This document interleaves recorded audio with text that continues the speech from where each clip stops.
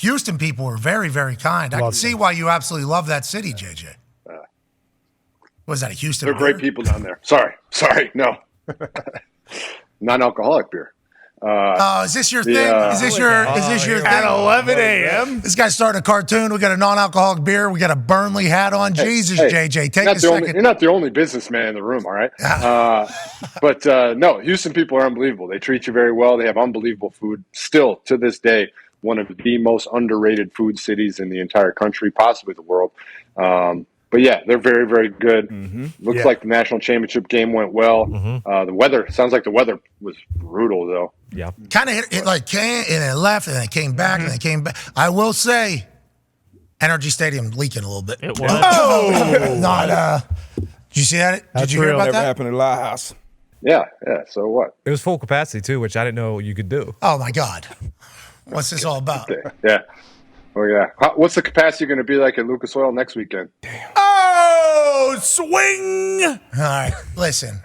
Just curious. I was just curious because I think NRG is going to be full. So I'm just curious. Is the Loud House going to be loud on Sunday or Saturday? Tom Diggs is a Steelers fan. Okay, he said that and then got me into something. The Loud House is going to have Monster Jam, I believe. I thought CJ give it a lot of credit. So, I mean, I know you guys are just getting your rocks off on CJ saying it was the loudest place he's played. So he's only played in 7 or 8 away stadiums. So let's not get carried away. And where do we rank? Yep. Number 1. Boom. I mean, that was an AFC South championship game, it turned out to be, because the Jacksonville Jaguars finished their season in the way that they have a lot of questions. Doug Peterson's made a bunch of moves down there. Obviously, the Tennessee Titans fire Mike Vrabel yesterday, which we will certainly talk about after this particular conversation about the Texans and Colts up there on Saturday night. What were your thoughts on that? You guys win the AFC South here in CJ's rookie year, D'Amico's rookie head coaching year. They come into an incredibly loud and hostile environment and get a massive – they weren't supposed to win that game. Now, granted, there was a drop there by Goodson, which he owned and took credit for. If that is caught, and who knows what takes place the rest of the game. But with the Houston Texans doing what they've done this year, nobody believed it was possible. You have to be incredibly proud of that organization finding some greatness yet again so quickly, especially with C.J. Stroud at the helm. Yes, it is obviously an unbelievably exciting time down there, not only currently with being in the playoffs, hosting a home playoff game, but also just knowing what they're set up for in the future with D'Amico as a head coach, with CJ at quarterback, with the cap space that they have. And now that is going to be a premier destination for free agents. We've talked about that before. No state income tax, a great young quarterback, the ability to build around him and to play for a great head coach like that. It's just a special, special time down there. And I mean, before the season, I said that they could get up, they could be a possible 10-win team, a playoff team, and they really do look great, and it's awesome. And I hope the place is rocking on Saturday, and it'll be a lot of fun to watch. I think they got a great shot. I mean, What'd you say? The last time they played the Browns, they didn't have CJ, they didn't have Nico, they didn't have a bunch of their guys, and Flacco played out of his mind. And Flacco's been known to do that, so he might very well do that again. But I think it's going to be a really, really good game on Saturday. Yeah, Joe Flacco's not the guy you want coming to town. That's the Grinch instead of Santa Claus, especially with how he's playing. But the Houston Texans can very easily win this game. And we talked to CJ Monday at the stadium at NRG, which is a beautiful stadium. It is beautiful. And it's built to be loud, too. Like, that national championship was very, very loud. He does everything right. He had his own teammates' clothes on. Not just the little decision, what am I going to wear? I'm going on this show. Stopping by to say what's up, just to be like, hey, we appreciate what you said. Everything he does is right. It feels like Everett, I believe, is the PR guy for the Texans. Every time we talk to him, everything the Texans are doing is right. It feels like from a year ago where it was full dumpster fire, right? I mean, that was, we're rolling through coaches. Obviously, everything's else taking place.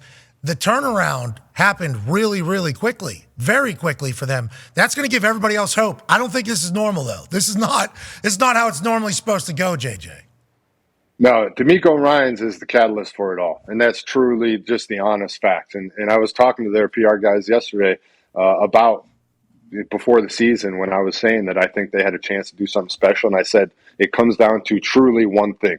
D'Amico Ryans being the head coach and my belief in him as a person and as a teacher and just somebody who knows ball, but also much more importantly, knows how to communicate to these players, knows how to get the best out of them.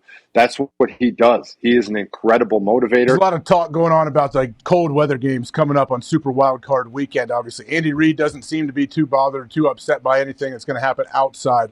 Do you have any tricks on what you used to use, like when it was cold? Did you warm up shirtless? The whole intimidation situation, which I don't know how that works. But what did you think about when you got to play like in a truly, really, really cold game? Yeah, I mean, I don't understand the whole shirtless warm up thing either. I mean, I would do sleeveless from time to time, but not as an intimidation factor. Like, I don't know how much intimidation factor there is pregame in the National Football League. You know, you're going to go out there and you're going to play the game the way you play the game. I don't know. I used to punt, but you remember, you used to tell me you could feel. I used to punt balls over teams. Yep. As they were coming. Remember, that intimidated you. Yeah. The kicker thing where they kick like through the cheerleaders, or where they kick while you're being introduced, that's always fun. I love that. Intimidating, right? You mean that's what you're talking about? Oh, super intimidating. Nothing better than a 160-pound dude just bombing balls through the field goal post. That really scares the shit out of you as a player. All right, go back to your answer, please, about the cold. But no, I mean, the cold is – I grew up in Wisconsin, so, like, you know, playing in cold, playing in snow, things like that. I mean – now that I'm older, and as I got older in my career, would I rather play in warm? Absolutely. It's just easier for your joints to get lubed up. It's easier for your body to get warmed up, to get ready to roll. But there's also something to playing in those cold weather games, especially if you get a little snow on the ground. It's like old school football, and it does click you into a little bit of a different mentality, a little bit of like a little warrior mindset.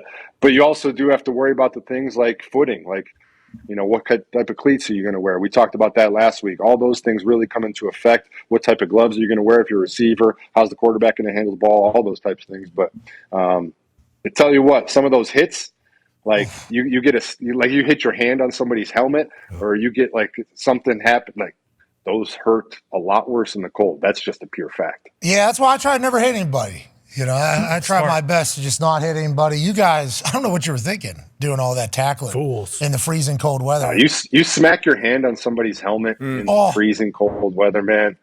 That finger doesn't come back to you for about 4 or 5 plays. Hey, how come the thought is that defensive line is affected more than offensive line in the cold? Like, I would assume AQ Shipley here, Pittsburgh, Pennsylvania, grew up near the airport, in a town that had the only drive-in movie theater basically in town. And I think he enjoyed that a lot. Yeah, I think he did enjoy that a lot. The drive-in movie theater is certainly something that is old school, just like you are. By himself? No, never by himself, I don't think. I don't know. Always with the Lord. AJ. I don't know if right. maybe by himself. Maybe need a little space opportunities, some lotion.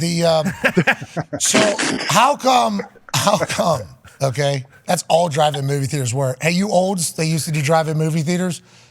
We know. We know what you're doing. We know why. We know what you were doing, We Grandma. haven't figured out, all that type of stuff. Anyways, offensive linemen feel like it's an advantage, don't you, whenever it's cold? Why is that? Well, because it typically brings running the football. And we live and die by wanting to run the football. Especially whenever you get, like Buffalo's going to have this week, right? They're going to have 40-mile-an-hour winds.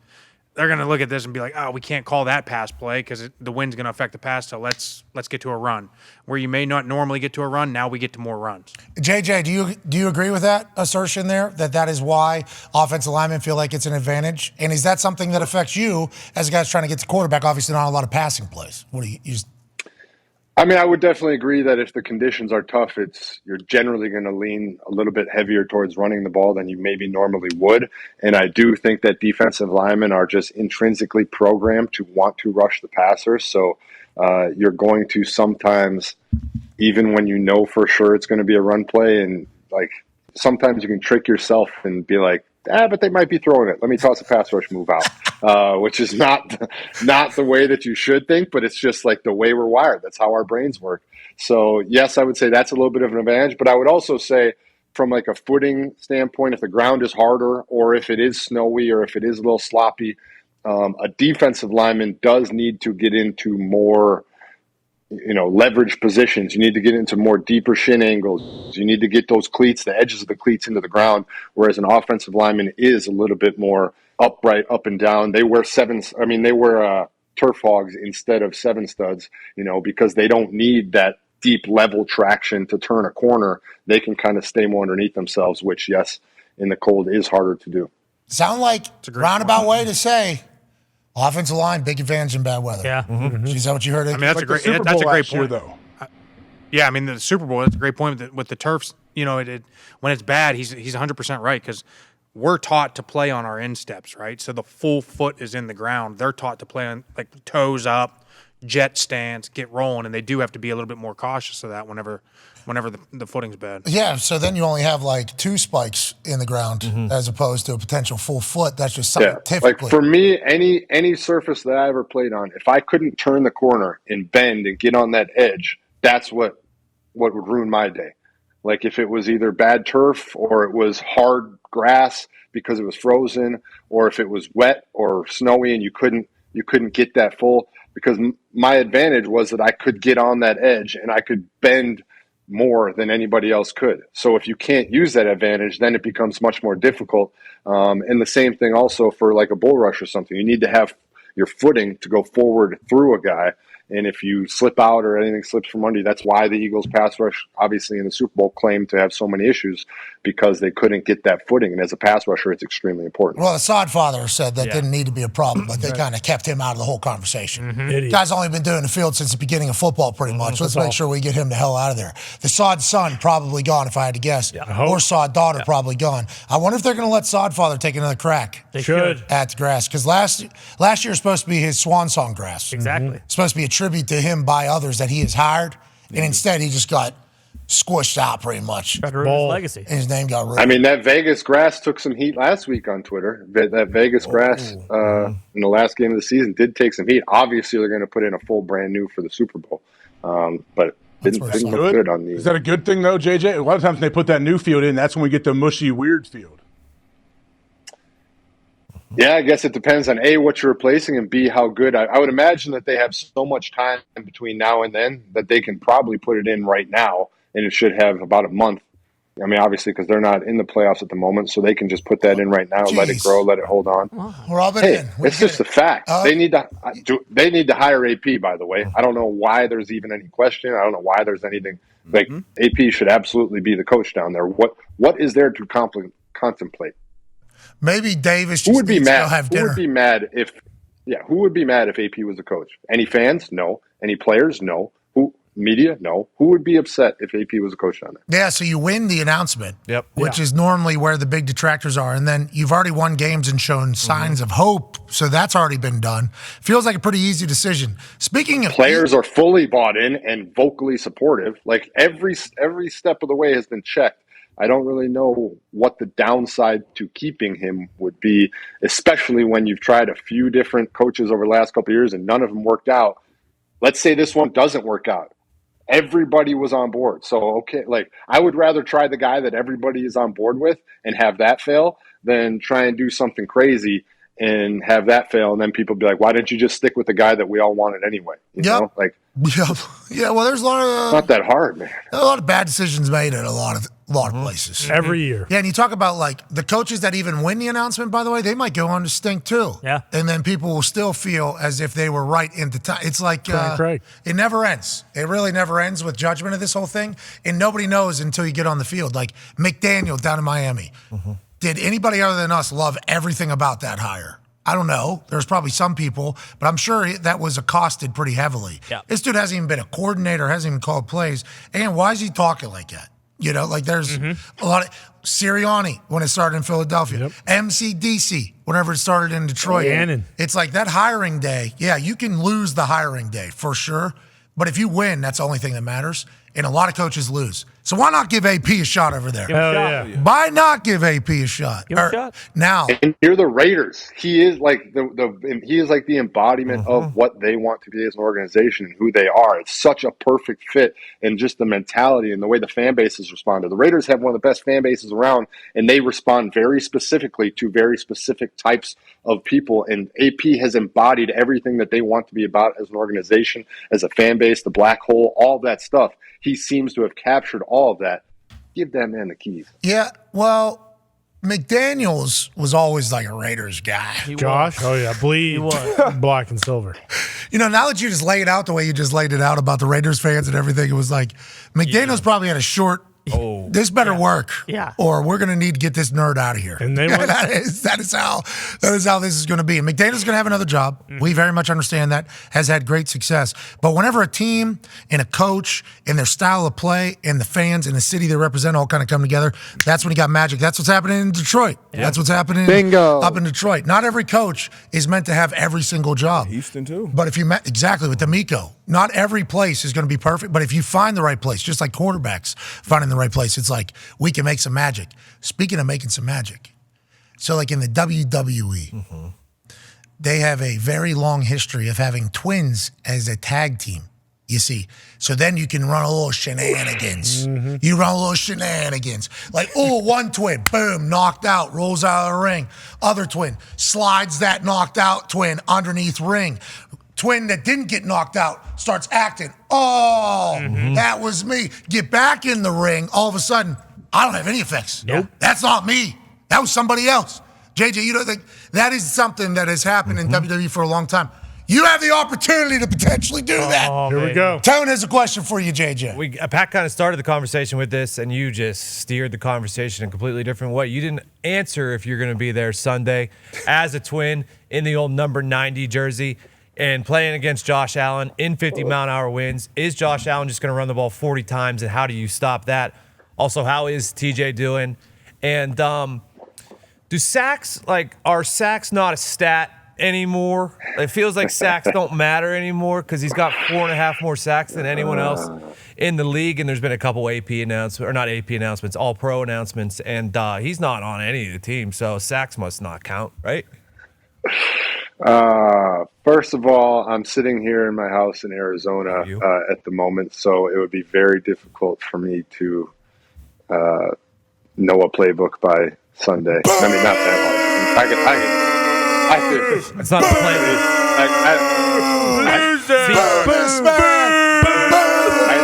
See Josh Allen, get Josh Allen. That's the playbook. Yeah, exactly. I don't want. Come on, Rock for Brains. You got 7 businesses you're currently running. You can't learn a playbook at pass rush outside linebacker by Saturday? Sunday. Besides punting the ball, I do have the easiest job on the field. Literally, just go get the quarterback. So it is pretty easy. Playbook check. Okay.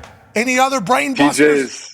Booked a flight. DJ's doing good. He's doing good. He's very happy with the with not having something much more serious. Catching that friendly fire could have been really bad. So only a couple week thing, hopefully.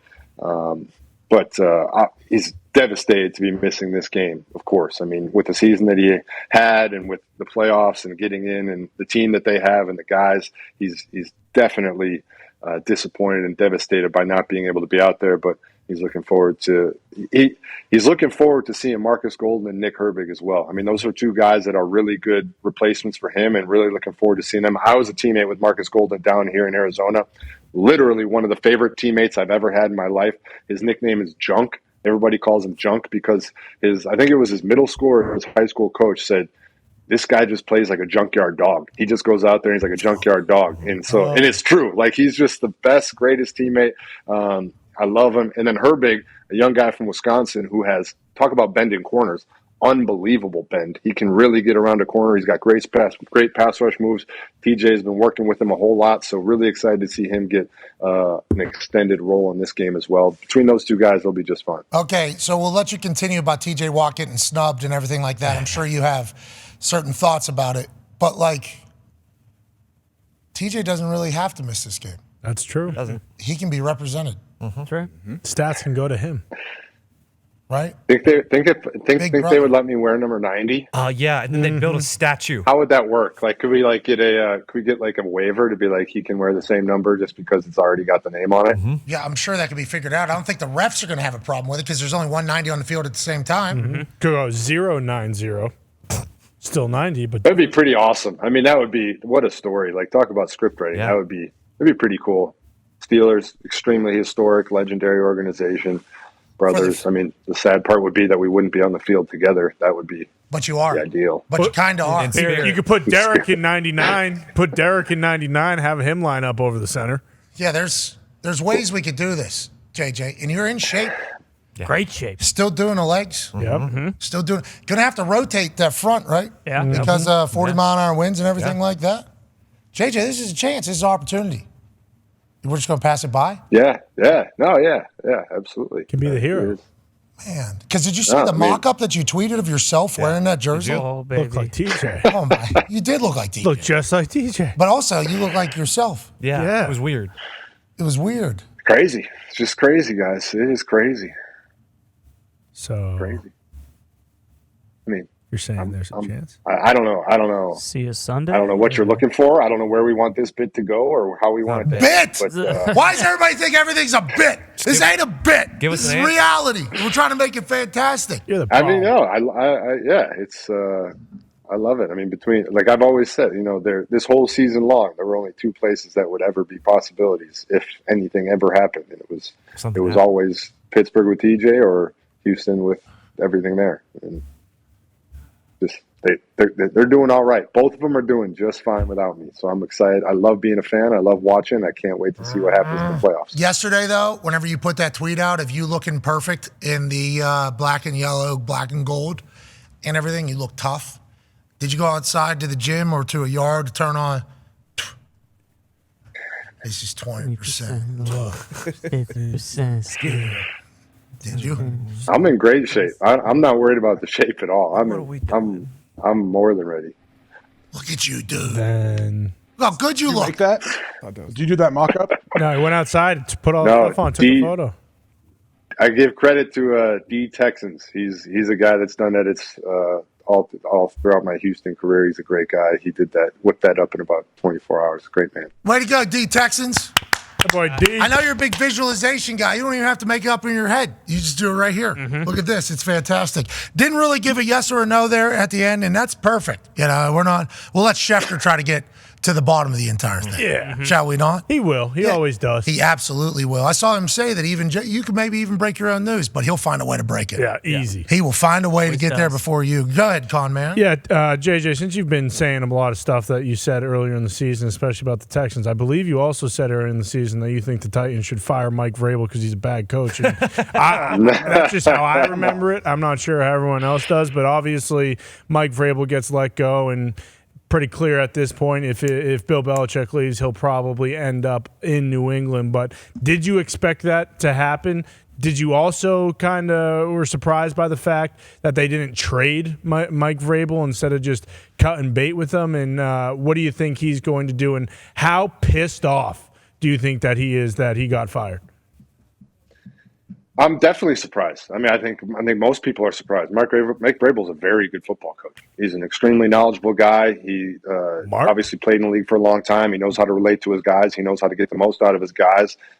Yes, the last probably year and a half, 2 years, their record and everything probably wasn't as good as they want it to be, and it's understandable. But Mike Vrabel is a very good coach, and I think you have to look at a situation like that and you say, okay, if you're going to fire him, who are you bringing in that you think right now is a truly better coach than Mike Vrabel? And that's a tough barrier to reach. In terms of, first of all, as a Houston fan, and obviously TJ playing for the Steelers, much appreciated on the way out the door, winning that game against the Jaguars, getting both of those guys in and getting the Texans in the AFC South Championship. But it's wild, man. It is wild. Do I think that you ask, do I think that he's happy? I think you asked if I think he's happy about it. I mean, obviously if something wasn't working out, whether it was, communication, whether it was visions, whatever it may be, or maybe it was just purely they wanted to go a different direction.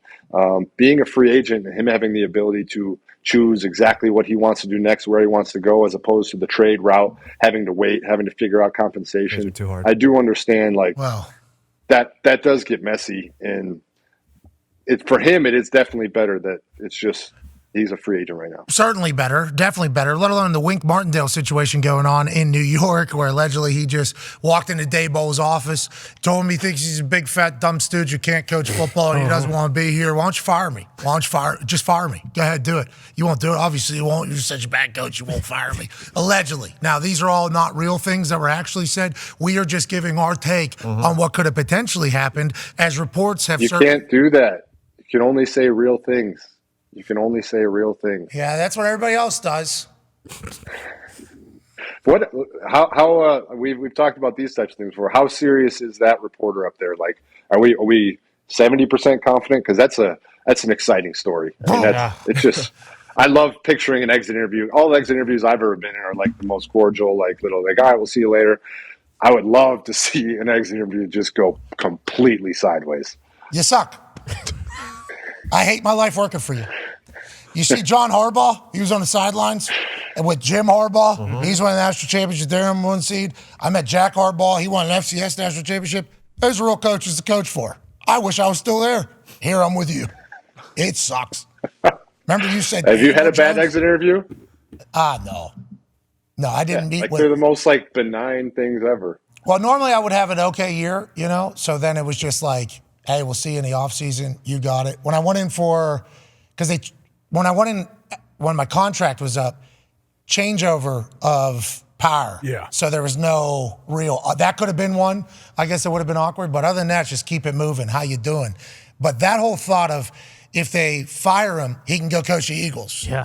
If he resigns, he can't coach the Eagles, and he doesn't get the $3 million, I think, that he's owed next year to be on contract. So who's playing chess? Who's trying to move on? We don't know. But Mike Vrabel, a trade takes too long. That's what Amy Strunk said, the owner of the Tennessee Titans, who is also the one who owns the rights to the Houston Oilers uniforms. Here's Amy Strunk talking about, everybody thinks Say's is a straight coach on the firing of Mike Vrabel.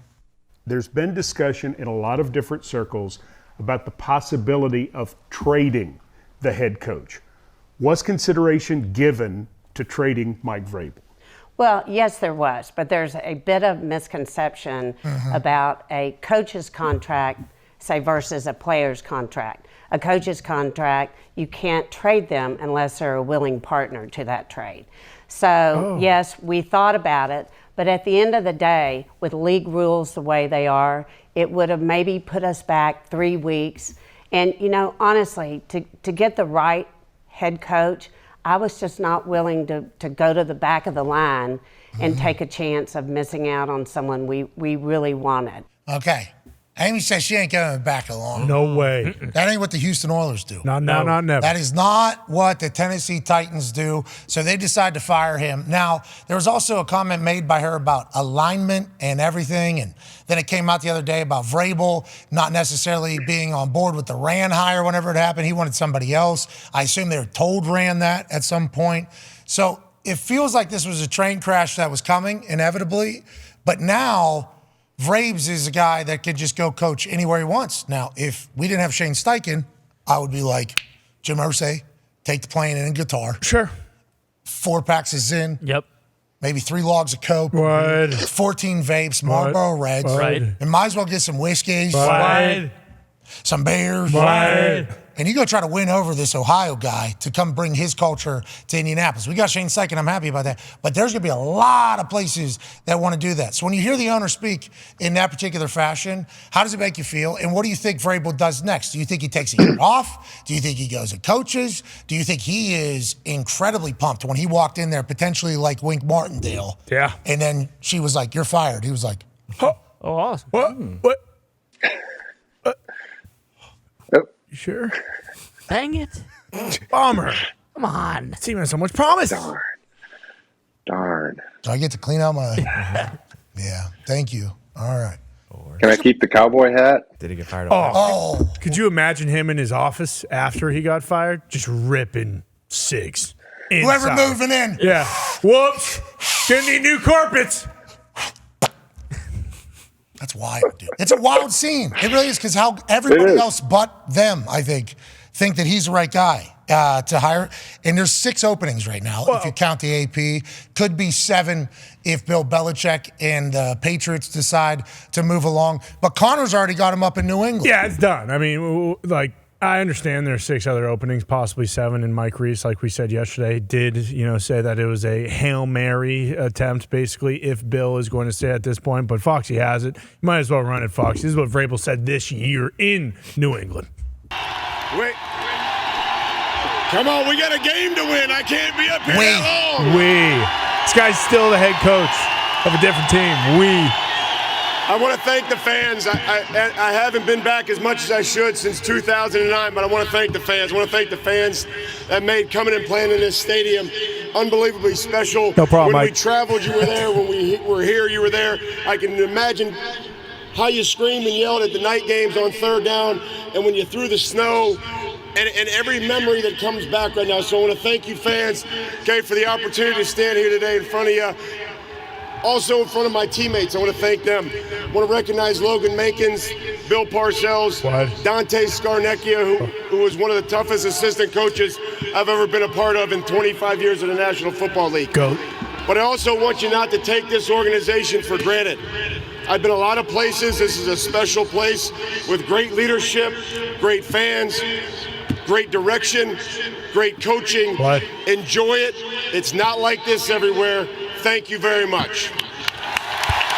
That was when he went into the Patriots Hall of Fame, and Connor and a lot of the Patriots fans that are looking forward to a potential Vrabel era have just been bopping to that for the last 24 hours. Yeah, how could you know? I've been bricked up for a while. I had to call a doctor like they tell you in the Viagra commercials. But, I mean, it's not like he's played in a bunch of trash, cities either. Or coached. Or coached for, exactly. I mean, he's played in Pittsburgh, clearly.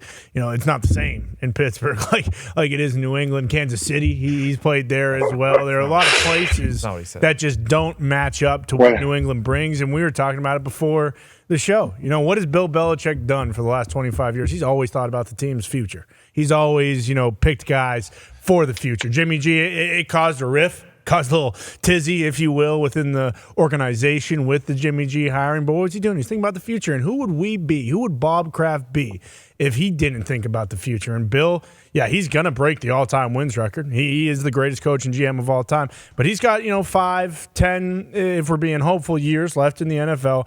Mike Vrabel's got 25, about 30, 40 years left in the NFL. So why wouldn't we consider that when talking about the future of, the greatest franchise in the league, especially when you are on the cusp of getting a quarterback that will be your quarterback for the next 20 years that Mike Vrabel could pick? Now, if it's announced that Bill Belichick's coming back, you're going to be pumped. I'm going to be just as bricked up as I am right now. But if Vrabes is the replacement, and Robert Kraft was playing closed Sicilian in tampering, Yeah, he was. Oh, my. Let's put the guy in the Hall of Fame. It's during a bye week. That'll be no problem. Let's get him back in front of these crowds. Let's get him back in here. Let's do a little nostalgia. Night before, we'll watch a video. Got some Barnecchia here. Got some people here. That's a wild way to go. Would he wear the red jacket on the sidelines? He can wear whatever the hell he wants. The Hall of Fame. Yeah, he's good. Patriots Hall of Fame jacket. It's just, it's me. Right there. Me. That's my name. Mm-hmm. That's awesome. That could happen. Steelers get a win over the Buffalo Bills. Yeah. No, too low. We'll never go to Houston. Unless it goes to the You never know. AFC champions. You could be playing. That could be a situation, that you find yourself in. Exactly. Pointing up.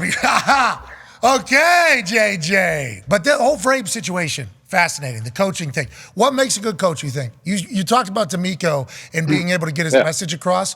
Why do you think some coaches just can't do it? Like the Bill Belichick tree, pretty much, seemingly. Yep. And why do you think some people have it? And how many great coaches are there at any given time in the NFL at head pick? To be a truly great coach, you have to have a culmination of multiple different things. There's a lot of coaches out there that are good at one thing, good at another. Maybe they're really, really smart when it comes to X's and O's, but they can't relate to the players. Maybe there's guys that have great charisma and are unbelievable with the players and speaking to the guys, but they're just not quite as smart when it comes to game planning or getting a team ready for a certain week.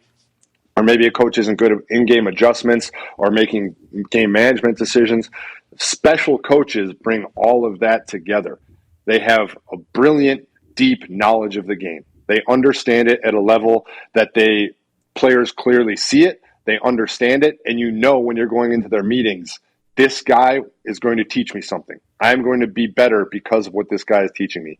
Then the coach has to have the ability, the personality, and the charisma to get that information to the players and to pull the greatness out of them, because he can take that knowledge and give it to them in a relatable manner where they can take it onto the field and execute it. And then he's got to be a motivator. At the end of the day, when two teams are matched up and it's a 50-50 matchup, he's got to be able to be the one to take his team, motivate them, and elevate them to play at a higher level than they themselves even knew they could play at. So all of those things have to come together, and it's extremely difficult because, as you know, you've been around plenty of coaches. Some guys really smart, some guys really charismatic, rarely both. How many you think in a league at any given moment, like in the NFL? You think there's like 15 great coaches? 10 great coaches? I mean, 15 is too many. No, I don't think there's 15. I'm gonna leave one more thing out. Another thing great coaches have is the ability to identify and enhance their coaching staffs. Like, they need to have good people around them, and they need to also give those guys the responsibilities and let them do what they need to do and let them show their skills, as opposed to micromanaging and trying to be the one person that handles it all. A great coach is so confident that he lets his assistant coaches be great as well. How about the NFL last year was paying $800 million in fired coaching contracts. And then JJ said there isn't 15. There's 32 teams in the NFL. 14 playoff teams. There isn't 15 great coaches in the NFL. It's a hard thing, but I think assistant coaches too. I always think about whether it's strength staff, whether it's we always assume NFL, greatest possible, absolute best level, highest level. You're always definitely going to have the best coaches. You're going to have the best situation. You're going to be put in the best possible situation. That's not always true. There's a lot of really, really good ones. Tons of great coaches, really, really good people, really good training staffs, really good strength coaches. A lot of really good ones out there. But there are also some that are just literally not good. And it's like we talked about earlier with quarterbacks or young guys being put in a situation to succeed. Not every single organization, coaching staff is set up for everybody to succeed. It's just that I've been, there's times where you're sitting in a meeting and a guy's telling you something, you're like, you're wrong. You're not correct. And young guys, when you're older, when you just go out and you do what the thing is right. But there's young guys that are impressionable, that are young, that are trying to learn, that they don't know any better, and now they think that is how you are supposed to do it, and it is just completely and entirely wrong, and that's sad and unfortunate. Well, then think about that to another step, because if you don't listen, then you're not coachable. Then you're a distraction. And it's then it can all kind of pile on each other, and then all it takes is a little bit of courage to ask an older player and be like, hey, they're telling me to do this, but there's no way this is what I'm supposed to do. And an older player go, yeah, you just do it right. You make a play, you're good, pretty much. That is what happens. But the coaches are just trying to save their ass usually, those ones that aren't good. So they're just trying to blame another position group is the reason why we are sucking or we are losing or whatever. And it's a wild scene in there. But to your point about less than 15 great head coaches, we got to stop overreacting to every head coaching hire. Yeah. Yes. Because every single one of them could be fantastic or abysmal. It's like the draft. It's like the draft. But everybody wants to win the announcement, which I think is what JJ's making about Antonio Pierce. It's that's really the only hurdle other than whether or not they win or lose. If you win the announcement, you're in a much better spot. But also, if it loses, it's going to be expensive and you're going to have to do it all over again. Tough to find the right guy. Like in Carolina, when they hired Frank Reich, it was Caldwell, Frank Reich. They brought in McCown. The situation from the outside was okay, they're going to draft a rookie quarterback. Dalton's going to be his backup. There's going to be all this, quarterback knowledge within the building, and obviously they went 1-11, and everybody got fired. Steph Curry of football is coming in. They trade up. So on that note, D-But's got a question. Yeah, we got 6, maybe 7 going to be new hires coming up. I think only one of them, with Justin Herbert out in L.A., will be the only one that you could point to and say, hey, that's a franchise quarterback. In your opinion, what's that? I mean, Zappy, he's got the monster. Oh, yeah, okay. So, JJ, your opinion, what's the best vacancy available right now? That's a good question. I see a lot of people pointing to Washington as a great destination. Obviously, new ownership and things that they're going to do there. The reality is you still got to find exactly what you're going to do at the quarterback position. I think Justin Herbert out there with the Chargers certainly does seem to be a talent that has the ability to do great things for you. I mean, you're also living in LA, and there's a lot of things there.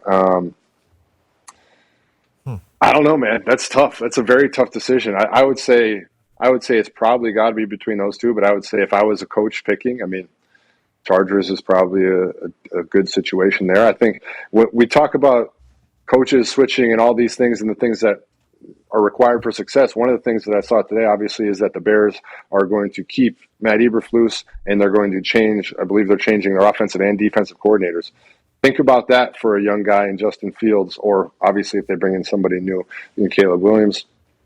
Justin Fields had different offensive coordinators, have different systems. Let's say he is the quarterback next year. He's going to have to learn a brand new system, learn a new coach, get to know each other. Like, there is also that aspect of things that is very tough in the NFL, where if you are constantly changing things, especially at the quarterback position, that is very tough on guys, and it's very hard to judge guys because of that. A lot of people say the success that they had was because of the consistency that they were able to experience.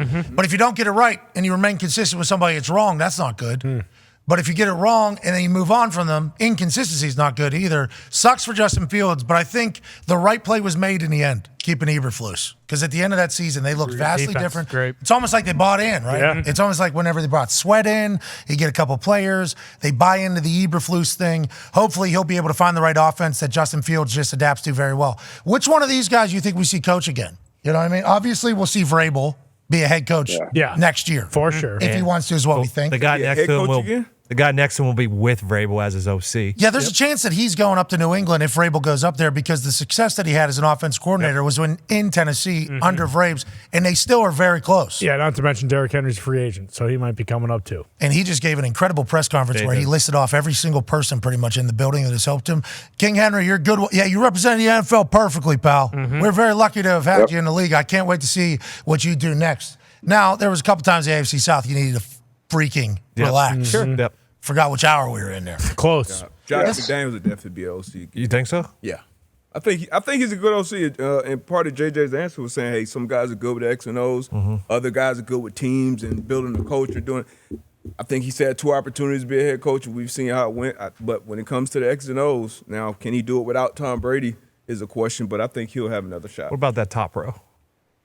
I think he's done. I like the whole time. But everybody, I guess, the guys that have played. I'm very curious in your thoughts on this, because I have a certain opinion on this. I think it's very rare that a coach can be great while also being the main coordinator on offense or defense. Like, I personally believe that a head coach who is just the head coach and has his own offensive coordinator, defensive coordinator, not a sham one where it's like we have a D coordinator, but I'm actually calling the plays, like a true head coach, CEO type who runs the organization, lets his coaches do their thing and inputs when necessary. In my personal opinion, that's the actual best situation. Is D'Amico calling plays down there? Is D'Amico calling plays down there? That was the. I think D'Amico has some input, but I believe Matt Burke does call the plays. I mean, I could be wrong about that, but I do believe. But like I said, there are certain very small ones where it does work. Shanahan's obviously done it extremely well up there. I think there's guys that do it well. I believe Andy Reid calls the plays in Kansas City. Bruce Arians. But Mike McDaniels. But I like it when the guy's like a CEO and he runs the organization, because there's just so much you have to know and do. So what you're saying is Bill Belichick was able to be the GM and the head coach in New England and have great success. Others have tried it and have not had great success. That's a tough thing to do. To be a head coach and be a coordinator, that isn't just the easiest thing. Is that probably why Doug Peterson relieved the... Yeah, maybe. Yeah. Because he was calling plays last year for them, I think, to set the standard and tone in his first year with Trevor Lawrence. And then this year he gave it up. And everybody was like, what are you doing? It's probably because of what you're trying to say. Now, towards the end, I assume there's going to be a lot of question marks about everything. I think for quarterbacks, though, and most of the guys we mentioned were offensive. I think for quarterbacks, if you have that consistency, especially if you're developing like an Andy Reid, who obviously you had Eric Bieniemy, but you see it's a difference there now as well.